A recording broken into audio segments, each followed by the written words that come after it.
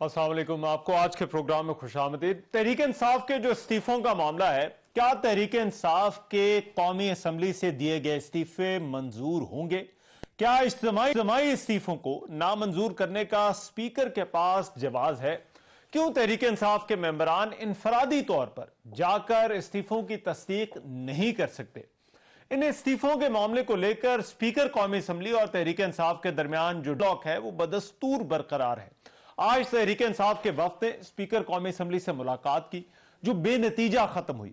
इस वक्त ने स्पीकर के सामने मुतालबात तहरीरी तौर पर पेश किए, जिसमें यह कहा गया कि मुल्क में आम इंतखाबात की राह हमवार हो, इसीलिए इस्तीफे दिए गए। किसी की एंटरटेनमेंट के लिए इस्तीफे नहीं दिए गए कि एक एक करके बुलाया जाए। स्पीकर ने इन इज्तिमाई इस्तीफों को मंजूर करने से इनकार कर दिया और कहा कि इस्तीफों की तस्दीक के लिए आईने पाकिस्तान और कौमी असम्बली के कवायद और जवाबित के मुताबिक ही फैसला किया जाएगा। राजा परवेज अशरफ ने उसके बाद मीडिया से गुफ्तगू भी की और कहा कि बात तो अच्छे माहौल में हुई, लेकिन आइन में लिखा है कि इस्तीफा हाथ से लिखा हुआ हो और स्पीकर इसकी तस्दीक करे। स्पीकर साहब जो एक्टिंग स्पीकर थे वो एक्सेप्ट करना ही गैर आईनी और गैर कानूनी था। ऐसे नहीं हो सकता कि एक बंदा या लीडर खड़ा होकर कहे कि मेरी सारी जमात जो है वो मुस्ताफी हो गई है। जब मैंने तमाम मेंबरान को खत लिखा तो ना आने की वजह क्या थी? और मेरे सामने आकर सिर्फ यही उन्होंने कहना था कि मेरे पे कोई दबाव नहीं है। क्या इनको पता है कि 123 में से कितने बंदे जो हैं वो कोर्ट में चले गए हैं? कितने बंदों ने डिनाई कर दिया है कि हमने इस्तीफा नहीं दिया? कितनों ने आकर हाजिरी लगा ली है? कितनों ने छुट्टी की दरखास्त भेज दी है? आज भी यही बात आपके मेंबरान इनफरादी तौर पर आए मेरे सामने, इस चीज को वाज़ेह तौर पर मुझे साबित करेंगे पर ये वॉलंटरी उन्होंने एक्ट किया है और उन पर कोई दबाव या प्रेशर नहीं। तहरीक इंसाफ के रहनुमाओं ने भी असद कैसर की सरबराही में मीडिया से गुफ्तगू की और कहा कि स्पीकर की जानिब से मामला रोके रखना गैर कानूनी है। जिनके इस्तीफे मंजूर हुए, क्या वो स्पीकर के पास आए थे? जो आर्टिकल हमें पढ़ा है और जो रूल्स पढ़ा है वो हमें पता है, और हमने वही आर्टिकल वही रूल्स को बुनियाद बना के जो है ना ये इस्तीफे मंजूर करवाए थे। तो हमने स्पीकर साहब को कहा कि आप एक ऐसा फैसला करें, हमारे सारे रिजिग्नेशन मंजूर करवाए ताकि मुल्क नए इलेक्शन की तरफ जाए। हमें किसी भी सूरत मंजूर नहीं है। वो जब आएंगे, जब हम साहब मिल के आएंगे, वो क्या करेंगे इसका? एक MNA आएंगे, उसका इस्तीफा मंजूर करके बाकी जो ना कहीं बाहर चले जाएंगे, 15-20 दिन के बाद दूसरे को बुलाएंगे। ये नहीं, टाइम लेंगे, ये नहीं होगा। हमारे रिजिग्नेशन जो है ना वो कलेक्टिवली जो है ना मंजूर होंगे। हमारा मुतालबा एक ही था कि जो हमने मंजूर किए हुए थे इस्तीफे, उनको इलेक्शन कमीशन भेजा जाए और वो मंजूर हो। सिर्फ 11 लोगों के इस्तीफे मंजूर करना। अब जब हम गए हैं तो कहते हैं कि आपने जो है रिटर्न हाथ से लिखकर देना है। उन 11 ने भी लिखकर नहीं दिया था। सबने तकरीरें की, सबने ट्वीट किया हुआ है कि हम इस्तीफे दे चुके हैं। तो हमारा बुनियादी मकसद यही था कि उन इस्तीफों को जो दे चुके हैं मंजूर किया जाए।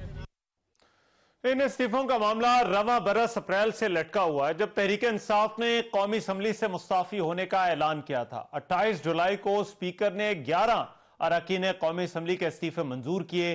PTI ने इस इकदाम को इस्लामाबाद हाई कोर्ट में चैलेंज भी किया था, जिसे अदालत ने रद्द कर दिया था। अभी तहरीक इंसाफ ने इस मामले पर सुप्रीम कोर्ट में जाने का भी ऐलान कर रखा है। इस्तीफों की मंजूरी पर स्पीकर और PTI अपने अपने मौके पर कायम है। क्या तहरीक इंसाफ के इस्तीफे मंजूर होंगे? एक तो आज के प्रोग्राम का यह इशू है जिस पर बात होगी। फिर वजीर आजम और आर्मी चीफ की भी आज मुलाकात हुई है और मुल्क में हालिया दहशतगर्दी की लहर के तनाजुर में कल नेशनल सिक्योरिटी कमेटी का इजलास बुला लिया गया है। दहशतगर्दी के चैलेंज से निमटने के लिए हमारी जो सियासी तरजीहात हैं क्या होनी चाहिए, इस पर भी बात होगी। इसके अलावा तहरीक इंसाफ ने कल से महंगाई के खिलाफ एहतजाजी तहरीक का ऐलान किया, इस पर भी बात होगी। मेरे साथ कमर जमान कारी साहब, मुशीर वजीर आजम बराए अमूर कश्मीर और गिलगित बल्तिस्तान, पाकिस्तान पीपल्स पार्टी से आज की डिबेट में हमें ज्वाइन कर रहे हैं, और अली मोहम्मद खान साहब, साबिक वजीर ममलिकत पाकिस्तान तहरीक इंसाफ से, वो आज की इस बहस में हमारे साथ मौजूद होंगे। मेहमानों की तरफ जाऊंगा, लेकिन पहले साबिक स्पीकर कौमी असम्बली पाकिस्तान तहरीक इंसाफ से ताल्लुक रखने वाले असद कैसर साहब इस वक्त मेरे साथ मौजूद हैं। जरा आज इस्तीफों का जो मामला है उस पर बात हो जाए। असद कैसर साहब, बहुत शुक्रिया। असद कैसर साहब, ये फरमाइएगा, ये पाकिस्तान तहरीक इंसाफ क्यों इनफरादी तौर पर जाकर जो इसके मेंबरान है वो इस्तीफों की तस्दीक नहीं कराना चाहते? देखिए, बेसिकली इसमें सियासी मोटिव है ना। आप समझ सकते हैं कि हमें तो ट्रस्टी नहीं है, वो क्या करेंगे, वो एक आ जाएगा, 2-3 आ जाएंगे, तो उसकी मंजूर करवा के फिर जो है ना 15-20 दिन के लिए, महीने के लिए और बाहर चले जाएंगे। और ऐसा तो नहीं है ना। देखो, हम तो कहते हैं कि हम ये फैसिलिटी प्रोवाइड करते हैं आपको, तमाम MNA आ जाएंगे। आप इसको इंडिविजुअली बुलाते हैं या किस तरह बुलाते हैं, हम साथ ही आएंगे, क्योंकि ये नहीं हो सकता कि आप कुछ की करें और कुछ की ना करें, सबके इकट्ठे हों। हमारा तो बुनियादी मकसद है कि फौरी इलेक्शन हो जाए। हम तो इसलिए स्थिति देना चाहते हैं कि हम समझते हैं कि ये असेंबली जो है ना अपनी मैंडेट हो चुकी है, इसकी एक कंस्पिरेसी के जरिए बताई है, और इसके पास जो है ना मॉरल अथॉरिटी है, न इसके पास जो है ना अभी स्ट्रेंथ अवेलेबल है, क्योंकि 13 जमातें जो इकट्ठा हो चुकी है इस वक्त, इनसे मुल्क के हालात नहीं संभाले जा रहे, मुल्क की इकोनॉमी नहीं संभाली जा रही है, मुल्क में जो है ना लॉ एंड ऑर्डर की सिचुएशन बदलनी तेजी से बढ़ रही है। अच्छा, इनके पास कोई वो नहीं है, इसका सिर्फ टारगेट ये है कि किस तरह अपनी को खत्म करे, ठीक, कैसी जो है ना मैथ की लाश को चेंज करे, और अपने जो इनके पैसे बाहर पड़े हुए हैं इसको कैसे प्रोटेक्शन। अच्छा, राइट साहब, मगर ये बताइएगा असद कैसर साहब, वैसे आपको क्या लगता है स्पीकर जो राजा परवेज अशरफ हैं ये क्यों इसरार कर रहे हैं कि इनफरादी तौर पर मेंबर्स आए और वो इस बात की जो है वो तस्दीक करें? बस वो उसका एक नजर है, और शायद पार्टी की तरफ से उसको कोई इंस्ट्रक्शन होगी। अच्छा, तो आपने रिजाइन एक्सेप्ट नहीं करने। बेसिकली इनका जो ये मौक़िफ़ है, इसका दूसरा मतलब ये है कि हमने इसकी भी मंजूर नहीं करनी है, तो और कोई लीगल बुनियाद नहीं है, क्योंकि अगर ये कहते हैं कि आप इंडिविजुअल आए, तो क्या ये हमारे जो 11 लोग थे इनके पास गए थे, क्या उन्होंने कोई लिख के अपने हाथ से कोई लिख के दिया था?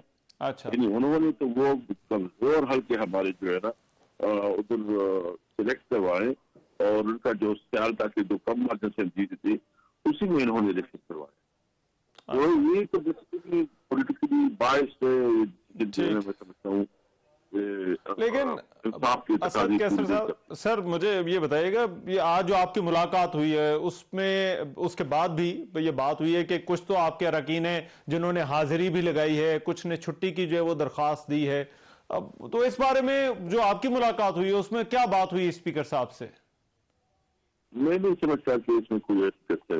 बेसिकली उसने बात की है। अच्छा, हालांकि उसने कहा कोई सबूत प्रोवाइड नहीं किया। हमने कहा कि नाम बताया, किसने किए, कहाँ है, उन्होंने कहा वो स्पीकर उसका मेकर स्टूडियो। बहरहाल उसका अपना मौक़िफ़ है, वो अपने मौक़िफ़, लेकिन इसका बुनियादी मकसद ये है कि स्पीकर तो ठीक है, तो कस्टोडियन है, लेकिन ये हुकूमत किसी भी सूरत इलेक्शन के लिए तैयार नहीं, और वो कोई ऐसा नहीं करना चाहती है। आप देखते ना, इन्होंने इस्लामाबाद का इलेक्शन भी खत्म कर दिया, क्या बड़ा जुल्म किया, क्या खर्चा हुआ, 10 करोड़ रुपए जो है ना इलेक्शन कमीशन ने खर्चा किया, इसके बावजूद ये बातें कर रहे हैं।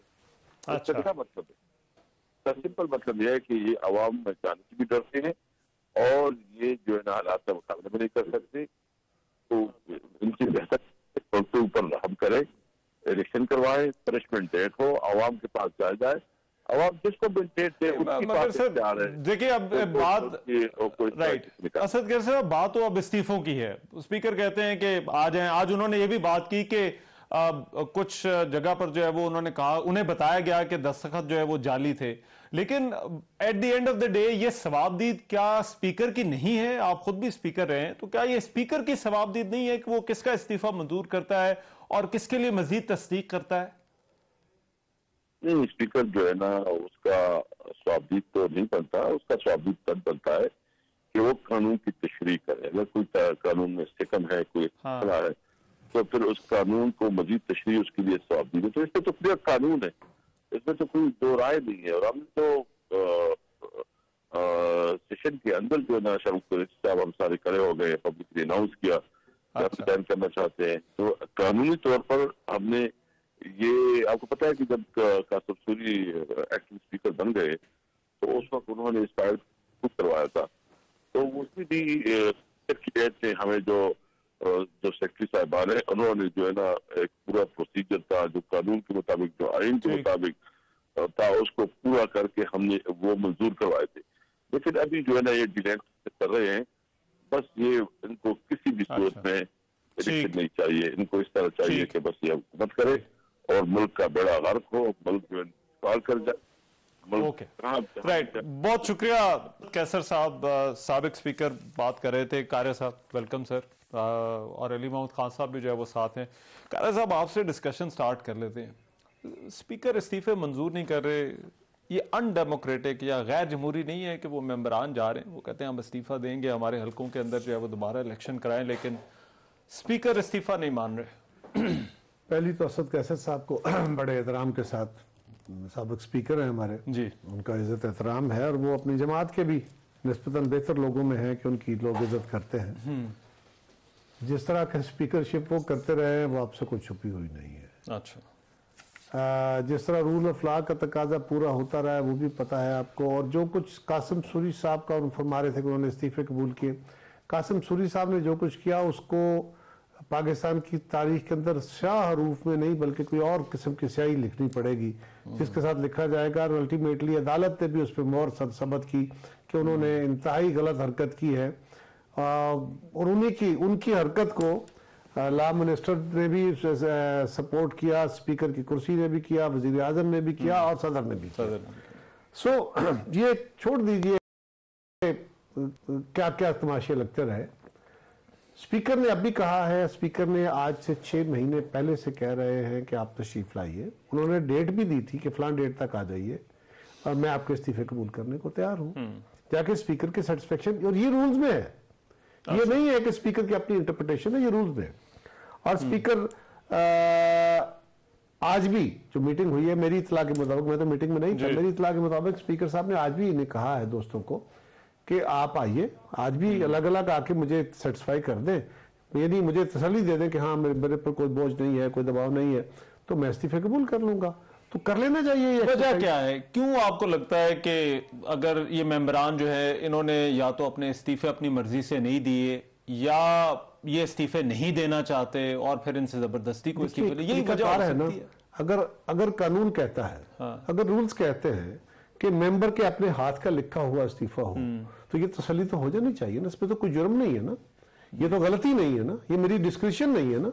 और अगर ये है कि वो इंडिविजुअल मेंबर अपना इस्तीफा लेके स्पीकर को जाके कहेगा कि आई रिजाइन, या otherwise on the floor of the house खड़े को कोई मेंबर कहता है कि I resign from my seat independently, ये नहीं होता कि एक मेंबर ऐलान करता कि हम इस्तीफे देते हैं और सारे मेंबर बाहर चले जाते हैं। क्या ये पार्टी मैटर नहीं है? देखिए अब यहाँ पे तो एक लकीर खींच लेना, क्या मेंबरान जो है वो उसका इस्तीफा जो है वो पार्टी का फैसला होगा या उसका जाती फैसला होगा? देखिए क्या इसमें कोई फर्क है? दोनों सूरतें हो सकती हैं। हाँ। मेरी पार्टी मुझे इस्तीफा देने का कह सकती है और मैं अगर उससे इनकार कर देता हूं तो मुझ पर बार नहीं है।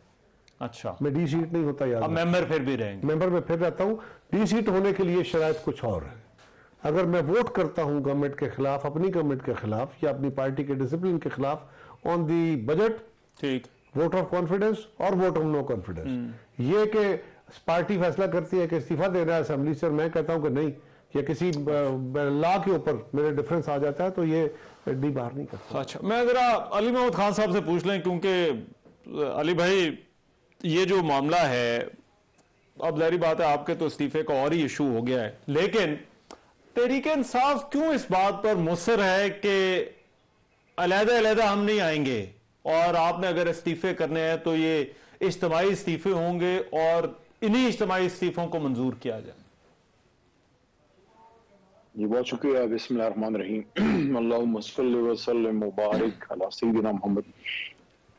रहमान भाई, बेसिकली जो मोहतरम स्पीकर साहब हैं, राजा साहब, देखें उनकी बात में वजन इसलिए नहीं है कि वो जिस बात पे इस वक्त जोर दे रहे हैं वो खुद उसके खिलाफ कर चुके हैं। आपके प्रोग्राम में भी आपने उनका साउंड बाइट चलाया और मीडिया में भी रिपोर्ट हुआ कि मैं वही इस्तीफा एक्सेप्ट करूंगा जो हैंड रिटन होगा। तो जो 11 हमारे एक्सेप्ट हुए हैं, मैं इस वक्त अपने हलके में हूं, अल्लाह के करम से तीसरी बारी हलका भी तहरीक इंसाफ जीती है और रिकॉर्ड तादाद से, तो हल्का तो हम दोबारा जीत गए। लेकिन मेरा जो इस्तीफा कबूल हुआ और मेरे साथ बाकी 10 जो एक्सेप्ट हुए थे 11, मेरा तो कम से कम हैंड रिटन नहीं था, क्योंकि हमने तो साइन किया था, मैंने अपना जनमन साइन किया था। अच्छा, अल्लाह के करम से आप ये कह रहे हैं जो आपका इस्तीफा था वो उसी फॉर्मेट पर था जिस फॉर्मेट पर ये बाकी सारे इस्तीफे हैं। दूसरा 2014 में भी जब इमरान खान साहब ने इस्तीफे मांगे, मैं पहला बंदा था जो 1 महीना पहले अपने ऑफिशियल लेटर पैड पे हैंड रिटन इमरान खान साहब के नाम में लिख चुका था, फिर बाद में उस पे स्पीकर का लिख के उनको दे दिया। अच्छा। तो अल्लाह के करम से ये लीडर की और पार्टी की अमानत होती है, आपको एक लम्हा भी नहीं लगाना चाहिए। लेकिन स्पीकर साहब से सवाल यह है, मोहतरम राजा परवेज अशरफ साहब से, कि आपने जब ये 11 इस्तीफे कबूल किए, पहले आपने किस बुनियाद पे ये 11 पिक किए? तो वो मैं बता देता हूं, जो ऑडियो लीक्स इनकी आई थी उसमें तो बाकायदा इन्होंने डायरेक्शन ली है। वो मीटिंग का ऑडियो स्क्रिप्ट जो है वो हाई कोर्ट में हम पेश कर चुके हैं, मैं और मेरे साथ बाकी 9 मेंबर्स, क्योंकि एक जा चुके थे, एक पार्टी डायरेक्शन के खिलाफ बैठ गए थे। हम लोग पार्टी डायरेक्शन पे, मैं, मेरे साथ फजल मोहम्मद खान साहब और बाकी 10 हम मेंबर्स, हाई कोर्ट में हमारी पार्टी ने स्पीकर अपना हमारी जनरल सेक्रेटरी असद उमर साहब की उस पे और वजीर आजम एक्स वजीर आजम इमरान खान साहब की एक मीटिंग हुई, जिसको पीएम साहब ने, एक्स पीएम साहब ने, खान साहब ने बनी गाला चेयर किया और डायरेक्शन दी कि चूंकि ये 11 इस्तीफे ने बदनीयती पे किए हैं, तो पार्टी जाके अब इस पे केस करे कि या तो आप सारे के सारे एक्सेप्ट करें अच्छा। इस क्राइटेरिया पे, या फिर एक भी ना करें, एक्सेप्ट करने तो सारे करें। अच्छा, अब उसमें जो ट्रांसक्रिप्ट हमने जमा किया हाई कोर्ट में, उस पे मेरा, असद उमर साहब का जी और बाकी हमारे जो लीडरशिप जिनके एक्सेप्ट हुए थे, हमारी प्रेस कॉन्फ्रेंस भी है। उसमें क्या है, उसमें यह है कि बाकायदा डिस्कशन होती है, उसमें राना साहब है, राना सनाउल्लाह साहब, उसमें एक्स स्पीकर जनाब अयाज सादिक साहब उस मीटिंग में है, और भी कुछ लोग हैं, और बाकायदा उन्होंने डायरेक्शन दी है कि इनके आप एक्सेप्ट करें और इनके ना करें, और इसकी आप अप्रूवल लंदन से लें। तो लंदन में आपको पता है कौन होता है, लेकिन अली मोहम्मद खान साहब, correct me if I am wrong, वहां पर इस्लामाबाद हाई कोर्ट ने वो दरखास्त, वो वाली जो दरखास्त थी वो रद्द कर दी थी। तो स्पीकर का मौक़िफ़ या स्पीकर की सवाबदीद उन हल्कों के हवाले से और डी नोटिफिकेशन के हवाले से ठहरती है, सिर्फ वो शकूर शाद वाला हल्का था जिस पर जो है वो उन्होंने वापस कर लिया था। रहमान साहब, मैं तो आपको ये कह रहा हूं कि जो बेंचमार्क अभी मोहतरम स्पीकर साहब रख रहे हैं, राजा परवेज अशरफ साहब खुद इसकी निगेशन, खुद इसके खिलाफ कर चुके हैं कि ये जो इस्तीफे इन्होंने कबूल किए, इनमें से कोई भी हैंड रिटन नहीं था, नंबर 1, कोई भी उनके सामने पेश नहीं हुआ था, नंबर 2, और उसके साथ साथ इन्होंने वो क्राइटेरिया नहीं बताया कि किस क्राइटेरिया पे 11 एक्सेप्ट किए और किस पे बाकी। अच्छा, अब ये जो मौजूदा सूरत हाल है, मुझे 1 मिनट, मौजूदा सूरत हाल है, इस पे आते हैं। 1 मिनट जरा दीजिएगा, मैं जरा ये 11 वाला फर्क और ये वाला जरा कारिया साहब से, रबुल कारिया साहब, ये 11 में और इन इस्तीफों में क्या फर्क है?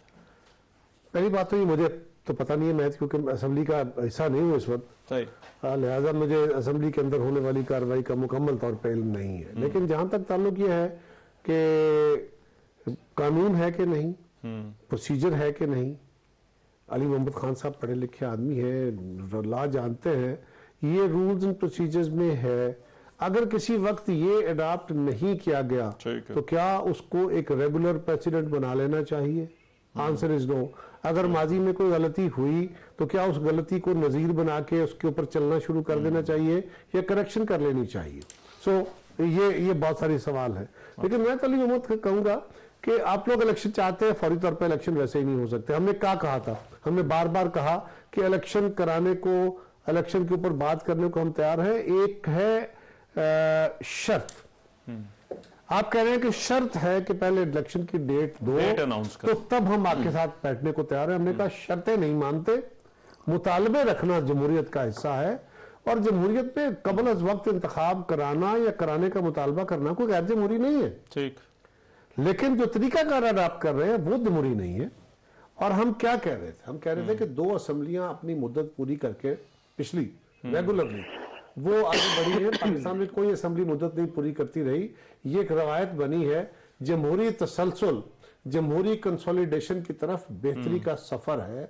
आप थोड़ा सा सब्र कर लीजिए, आके बैठिए। अच्छा। बात करने को हम तैयार हैं, कल भी तैयार थे, आज भी हैं। ठीक है कि हम वे फॉरवर्ड डिजाइन करते हैं। 2 महीने पहले, लेकिन सर अभी तासुर ये बन रहा है कि आप पीडीएम इलेक्शन से भाग रही, ये तासुर बन रहा है। और ये सिर्फ इन, देखिए असेंबली का मसला नहीं है, इसमें बल्दियाती इंतखाबात भी हैं, चाहे वो कराची के हों या फिर इस्लामाबाद क्यों? एक ब्रेक के बाद जरा कर इसके ऊपर। मैं सिर्फ छोटी सी गुजारिश करता चलूं कि कोई मुफर नहीं है। क्या माजी की 2 असम्बलियों की तरह इस असम्बली की मुद्दत पूरी हो जाए, ये हमारी ख्वाहिश मुनासिब है। दूसरी गुजारिश ये है कि एक जमात का ये मुतालबा है कि जल्द इलेक्शन हो। इनके तो इत्तेहादी नहीं कहते कि इलेक्शन हो। चलो मैं ब्रेक के बाद आ रहा हूं, ब्रेक के बाद आते हैं, बात इस पर जारी रहेगी।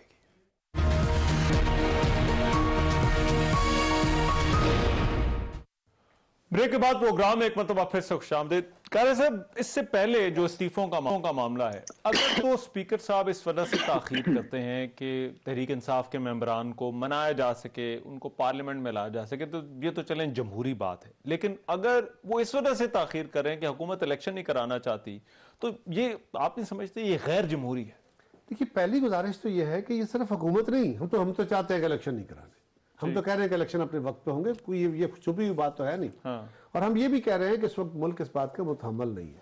लेकिन हम ही नहीं कह रहे, आप जरा गौर कीजिए, इस वक्त इमरान खान साहब के इत्तेहादी हैं काफ लीग चौधरी परवेज इलाही साहब, चीफ मिनिस्टर पंजाब है, ठीक है, वो भी नहीं चाहते कि इलेक्शन हो।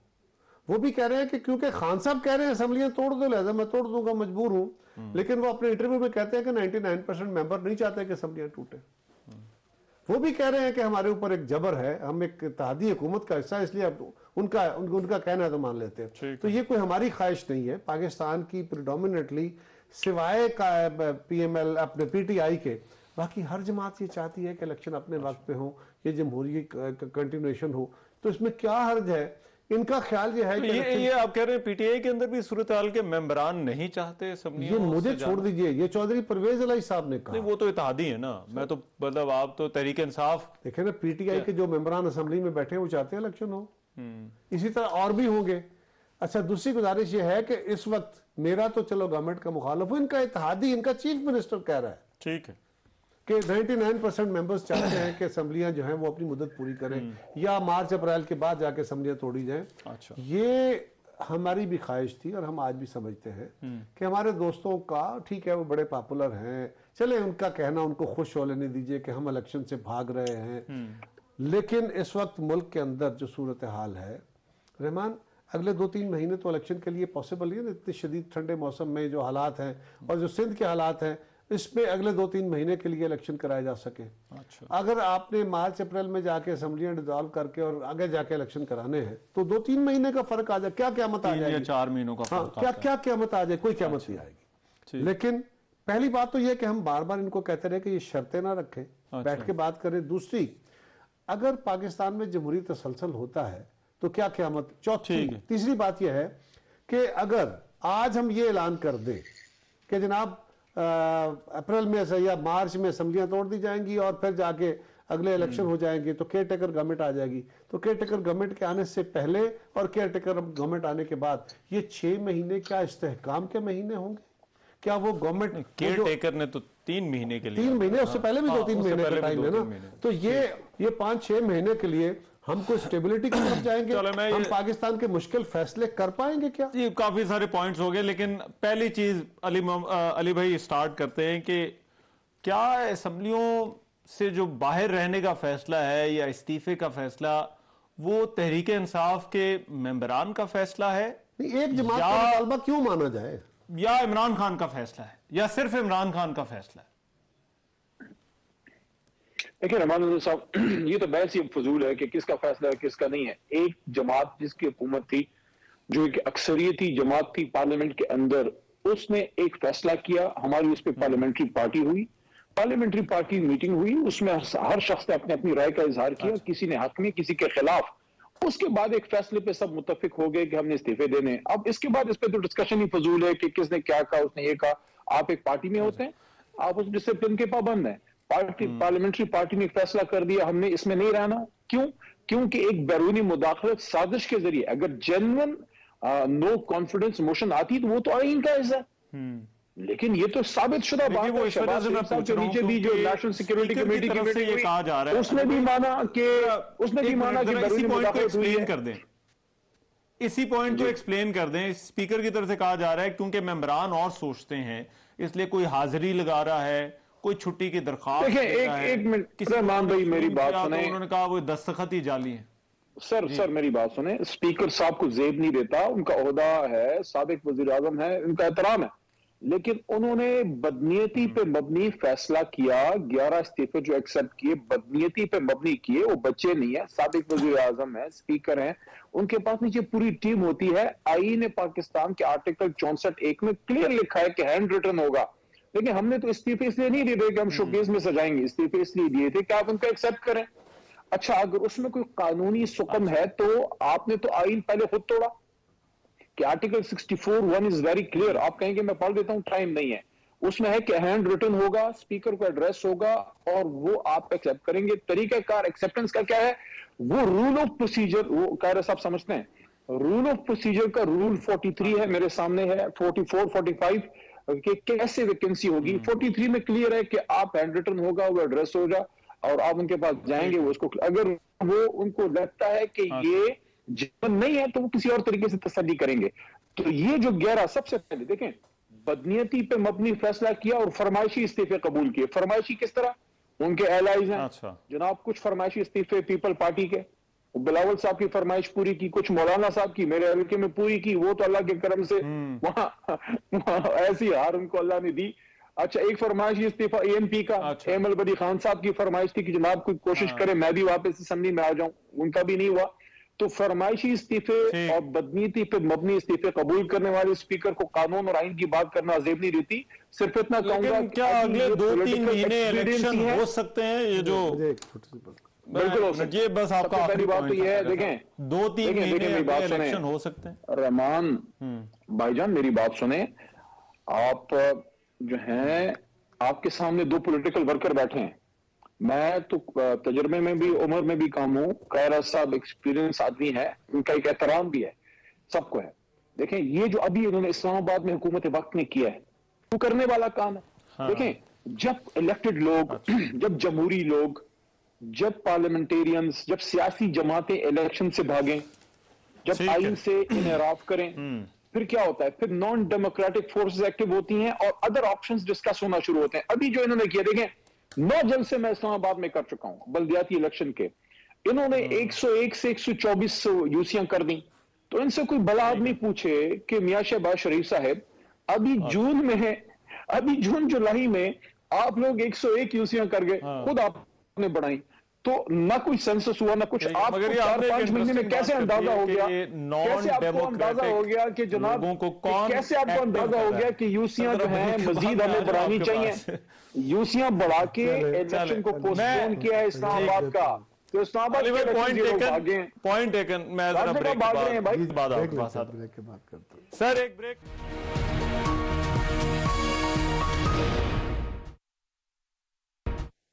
ब्रेक के बाद प्रोग्राम में एक मरतबा फिर से खुशामदीद।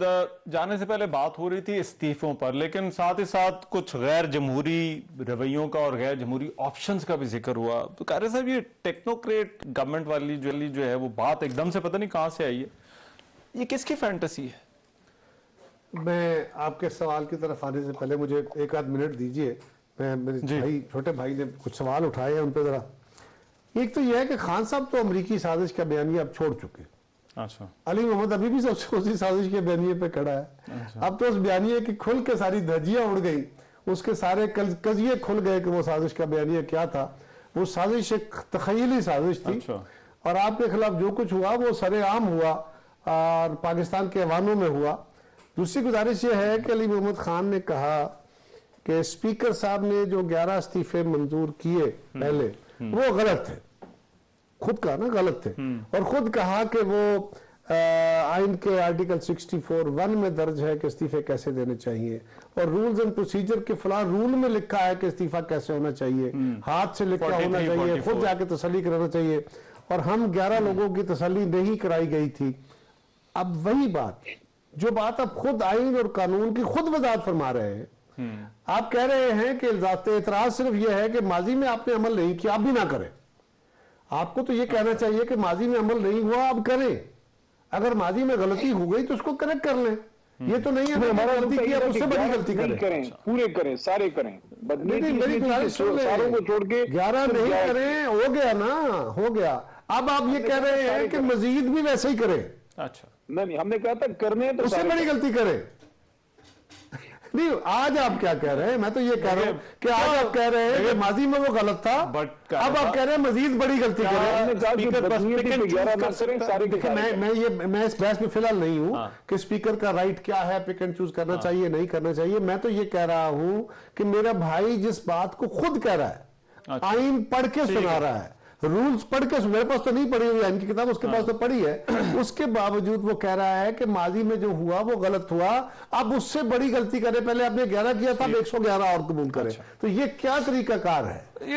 टेक्नोक्रेट गवर्नमेंट यार, ये टेक्नोक्रेट गवर्नमेंट ना खान साहब का काम है कि शुरुआत छोड़ते रहते हैं, एक नई तरफ ट्रक की बत्ती, एक नई ट्रक छेड़ दो।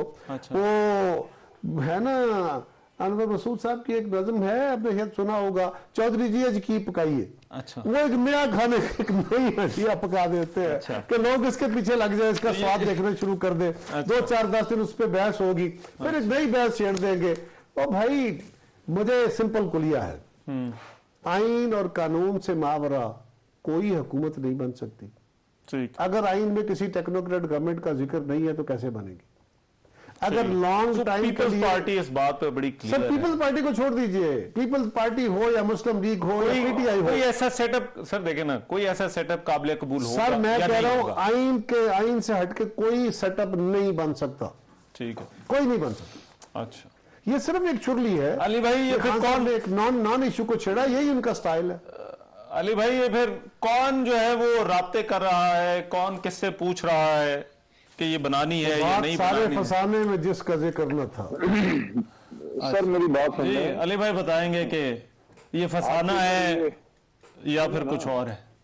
आपकी एक्सप्रेस न्यूज पे इधर बड़ी अच्छी मिला करती थी पहले, तो वो जरा कारा साहब को प्लान, सर्दी का मौसम है, थोड़ा सही रिलैक्स हो, मेरी बात सली से सुन लें।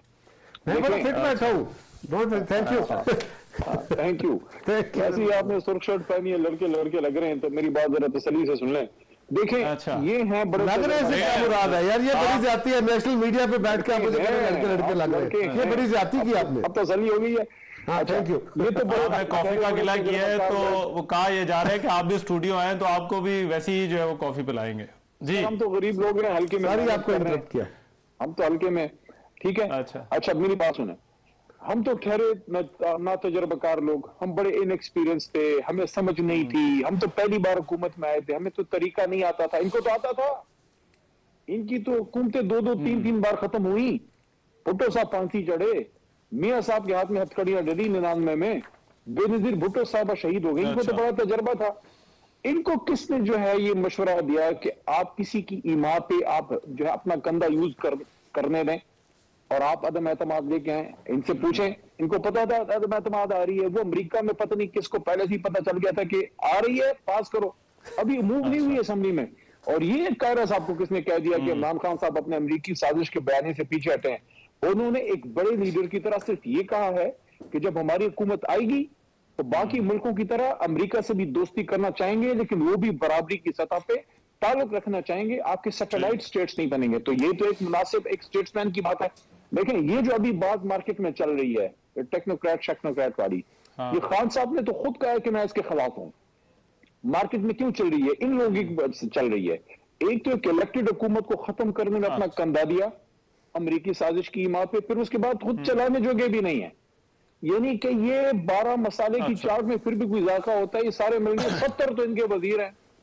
कुछ पे मैं बड़ा खुश हूं, कायरा साहब पे बड़ा खुश हूं, अहल आदमी है ये, चलो आगे।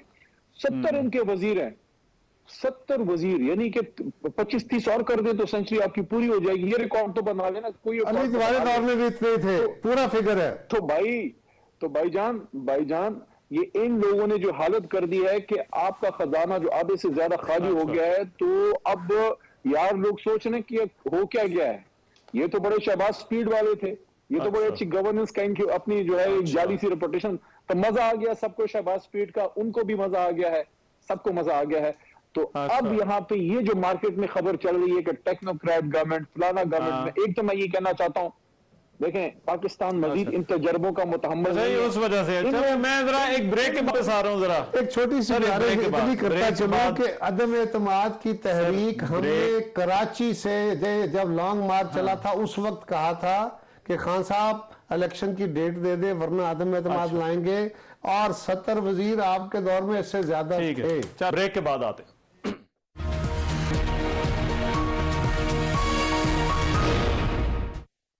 ब्रेक के बाद प्रोग्राम में एक मरतबा फिर से खुशामदीद। अब इस बहस को खत्म करना है अली मोहम्मद खान साहब, मेरे पास टाइम जरा कम है, लेकिन ये जो इस्तीफों वाला मामला है और इंतखाबात पर एतराज, उसके लिए पंजाब असम्बली को तोड़ना, खैबर पख्तूनख्वा को असम्बली को तोड़ना, क्या तहरीक इंसाफ इन जमहूरी इदारों को या इंस्टीट्यूशंस को इनको कमजोर नहीं कर रही? देखिए, इसका कोई बेहतरीन हल है ना। देखिए, जेन्युइन तरीके से जो हुकूमत बनती है उसको आपने जेन्युइन तरीके से अदम एतमाद से खत्म करना है। तो हमारे खिलाफ जो चीज आई वो एक आर्टिफिशियल, एक हाइब्रिड तरीके से एक काम हुआ, एक गलत तरीके से एक इलेक्टेड हुकूमत खत्म हुई। इस वजह से स्टेबिलिटी नहीं आ रही, ना इनसे संभल पा रहा। इनको 6 महीने में दूसरा अपना वजीर खजाना जो है लाना पड़ा और कोई पॉलिसी नहीं है। अब इस सूरत हाल में खुद आपके प्रोग्राम में कायरा साहब इसमें भी एक्सेप्ट कर गए हैं, मेरे साथ एक और प्रोग्राम में भी उन्होंने बात की थी कि जमहूरियत में आप वक्त से पहले इलेक्शन करते हैं, तो इस इलेक्शन पे हमें बैठना चाहिए ताकि इस तरह की चमगोइयां भी दूसरी वाली खत्म हो और आप 1, 2, 3, 4 महीने पहले इलेक्शन पे आप राजी हो जाएं।